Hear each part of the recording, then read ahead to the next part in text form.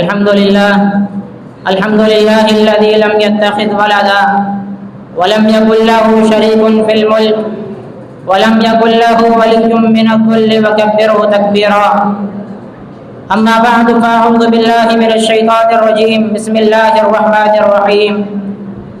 ومن الليل فتهجد به نافلة لك عسى أن يبعثك ربك مقاما محمودا. وقال النبي صلى الله عليه وسلم: يبعث الناس يوم القيامة فأكون أنا وأمتي على قل فيكسوني ربي حلة خضراء فيقول ما شاء الله أن أقول فذلك المقام المحمود أو كما قال عليه السلام. حاضرین محفل، اللہ رب العالمین نے جس طرح اللہ کے پیغمبر علیہ السلام کو اس دنیا کے اندر اعلیٰ و ارفع مقام عطا فرمایا ہے، اسی طرح کل قیامت کے دن بھی آپ علیہ السلام کا مقام تمام لوگوں سے اعلیٰ و ارفع ہوگا.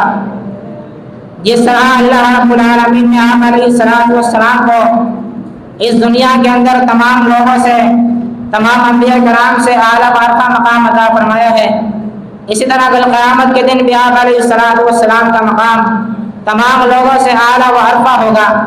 سنن ترمذی کی روایت ہے، اللہ کے پیغمبر علیہ السلام نے فرمایا: وما من نبی یومئذ آدم فمن سواہ الا تحت لوائی. فرمایا کل قیامت کے دن سارے کے سارے انبیاء کرام علیہ السلام، آدم علیہ السلام سے لے کر جتنے بھی انبیاء کرام آئے ہیں وہ سارے کے سارے میرے جھنڈے کے نیچے ہوں گے. سنن ترمذی کی ایک اور روایت ہے، آپ علیہ السلام نے ارشاد فرمایا: وَلِوَاءُ الْحَمْدِ يَوْمَ الْقِيَامَةِ وَلَا فَخْرٌ. فرمایا کل قیامت کے دن حمد کا جھنڈا میرے ہاتھ میں ہوگا اور مجھے اس بات پر کوئی فخر اور گھمنڈ نہیں ہے. اسی طرح سنن ابن ماجہ کی روایت ہے، اللہ کے پیغمبر علیہ السلام نے فرمایا کہ ایک روز ایسا آئے گا، ایک وقت ایسا آئے گا کہ سارے لوگ مر جائیں گے، پھر سور پھونکا جائے گا، وہ اٹھ کھڑے ہوں گے. پھر آپ علیہ السلام نے ارشاد فرمایا: انا من تنشق الارض عنه يوم القیامہ. فرمایا کل قیامت کے دن سب سے پہلے زمین میرے لیے پھٹے گی، یعنی سب سے پہلے مجھے اٹھایا جائے گا.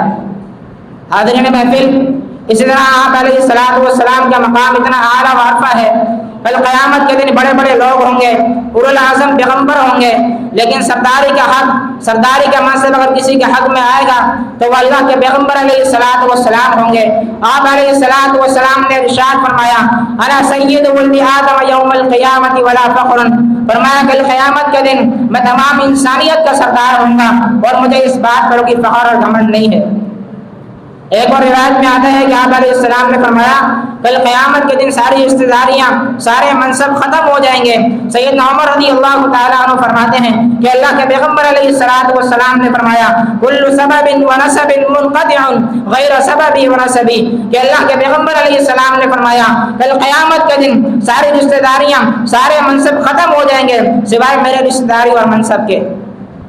آخری حدیث آپ کے سامنے پیش کرتا ہوں. آپ علیہ السلام کو شفاعت کبریٰ کے احساس بھی حاصل ہوگا.